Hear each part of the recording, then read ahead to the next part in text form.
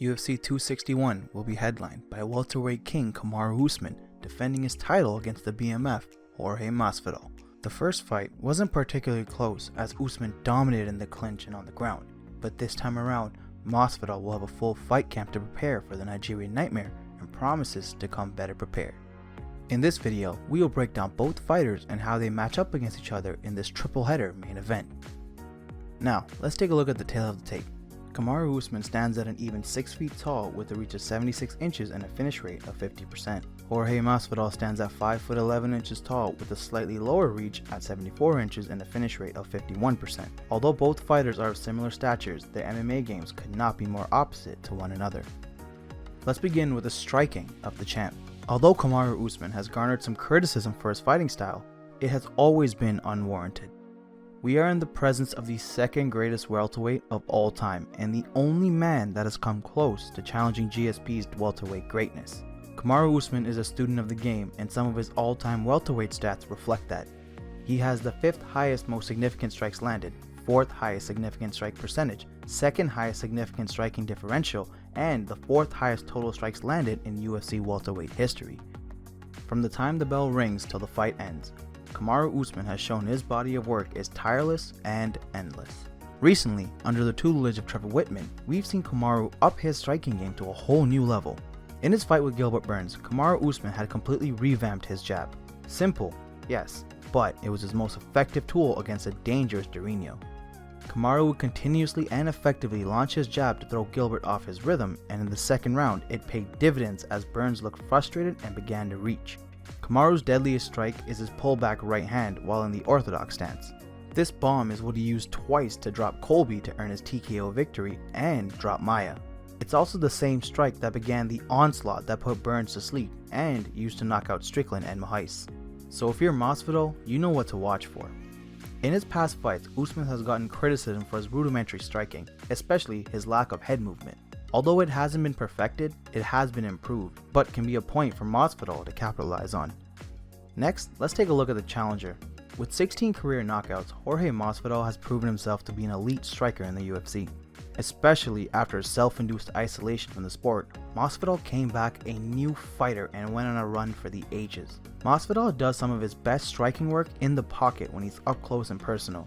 In his fight with Cowboy, Masvidal is able to stay close to Donald, block the head kick, and come back with a mean right hook to end the fight. Another example of Gamebred's elite level close range striking is shown in his fight against Nate Diaz. Masvidal breaks out of the clinch and immediately catches Nate with a left hook, right hook, and head kick to drop Nate and cut him wide open. Masvidal always stays loose at striking range and often keeps his hands low, allowing for fluid, unexpected counters or combos. Masvidal can afford to keep his hands low because he employs slick head movement and very rarely gets hit flush. When Masvidal does keep his hands up, it's a very traditional Muay Thai stance, with a tight high guard and a light lead foot for quick kicks. Masvidal will also switch between orthodox and southpaw often to keep himself unpredictable and moving. This can be seen in his fight with Darren Till, where he switches to southpaw seconds before delivering a left hook KO. Masvidal has a high striking defense at 65% and a significant strikes landed per minute stat of 4.2 and has outlanded every welterweight opponent except Usman and Thompson. Also, many people don't know this, but he has a pretty dangerous knee. Next, let's take a look at the clinch and grappling from both of these men. Kamaru Usman is an absolute dog when it comes to his clinch work. The man is a relentless beast and is able to dominate nearly every opponent he's ever faced because of it. In his first fight with Masvidal, Usman controlled the entire fight due to his superior clinch work. In that fight, Usman always had his head in the superior position and made sure to have 2 underhooks so that he can control Masvidal.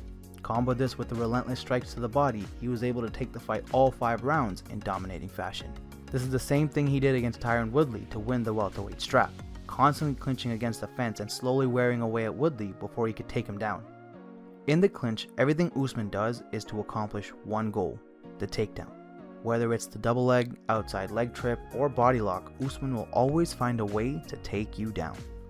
Usman has some of the most impressive and absurd grappling stats in the UFC's welterweight division.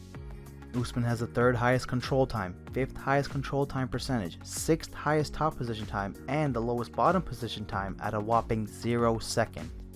When the fight goes to the ground, Kamaru is just as relentless. Usman has some of the meanest ground and pound in the UFC.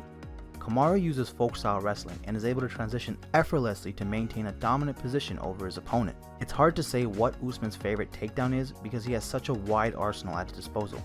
But it can be noted that Usman rarely gets his takedowns in the center of the cage and usually likes to use the cage as a transition point. So Masvidal should look to keep the fight in the center of the octagon as much as possible.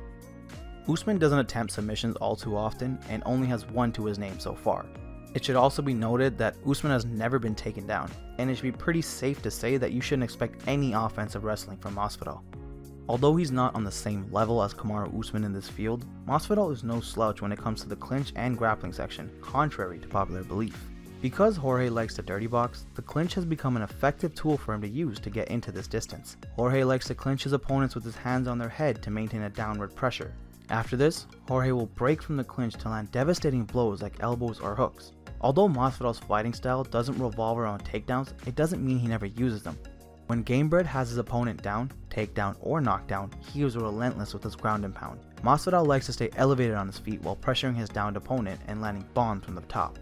If you're rocked or get knocked down by Masvidal, it's more than likely over. Although Masvidal does have a jiu-jitsu pedigree, submissions are not really his go-to strategy. He has 2 submission wins, and his last one was nearly 8 years ago. Now, how do these two match up? We've already seen the outcome of this match before. Masvidal found success early being able to stand and trade with Kamaru, but when Kamaru implemented his game, there wasn't much Masvidal could do. We can't see the champ trying to change his game up too much, although it is possible he might start off the fight with striking for a round or two after gaining some confidence against the likes of Colby and Burns. But as the fight goes on, Usman is sure to lean on his overwhelming pressure and try to take this fight up against the cage and to the ground while continuously working Masvidal. Usman is a massive welterweight and has overwhelming strength, and this was evident in his first fight with Jorge. For Masvidal, the key to this rematch will be sharpening his takedown defense and being able to break from the clinch more effectively than the first fight. He'll want to keep this fight close and in the center of the octagon due to his fighting style, but must be at the top of his game because if Kamaru grabs a hold of you, there's a pretty high chance of you ending up going for a ride. The biggest difference this time around will be the fact that Masvidal will have a full training camp to prepare for the monster that's in front of him, and we'll see how much of a difference an extra couple months will make. Last time, Masvidal stepped in on 6 days notice, flew to Fight Island, and actually made weight to save UFC 251. Even though he lost the fight, he gained the fans' respect and a boatload of cash. Only time will tell if a full training camp will help Masvidal come out on top and dethrone the current welterweight king. Thanks for watching our video. If you enjoy our content, please make sure to like, comment, and subscribe.